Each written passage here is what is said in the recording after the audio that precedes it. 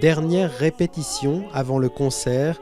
Ce soir, la maîtrise Notre-Dame de Paris chante un Salve Mater dans l'église Saint-Étienne-du-Mont, à quelques centaines de mètres de la cathédrale incendiée. Ça change beaucoup parce que les voûtes sont immenses. À Notre-Dame, il y a 33 mètres de hauteur. Donc on était sonorisé à Notre-Dame. Ici, on ne l'est pas, on n'a pas besoin.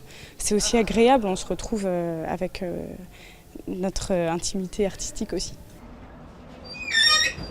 Bonsoir messieurs, dames.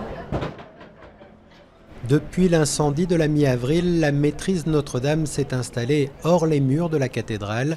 La liturgie et son millier d'offices ont pris leur quartier à Saint-Germain-l'Auxerrois, tandis que les concerts se répartissent sur 4 églises.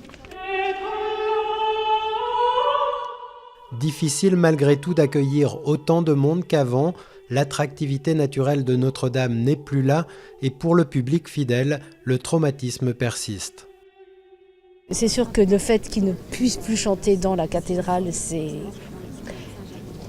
quand même quelque chose qui nous fait de la peine, quoi. Mais pas question d'arrêter de chanter. Ce savoir-faire est né avec la cathédrale il y a 850 ans.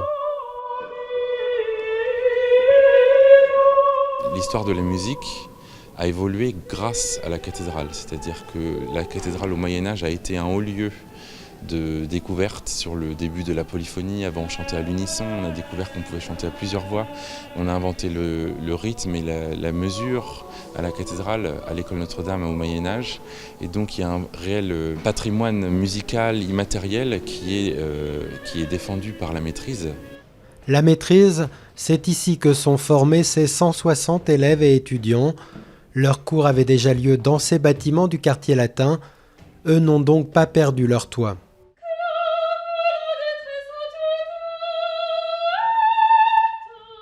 Mais ils ont conscience que l'incendie a un peu changé la donne.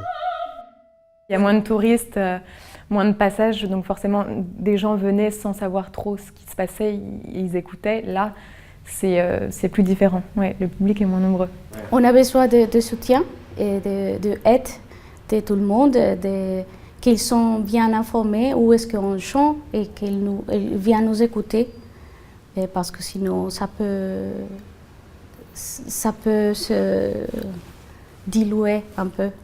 Et poser un sérieux problème de financement, car depuis l'incendie, les dons ont certes afflué, mais surtout pour la restauration de l'édifice.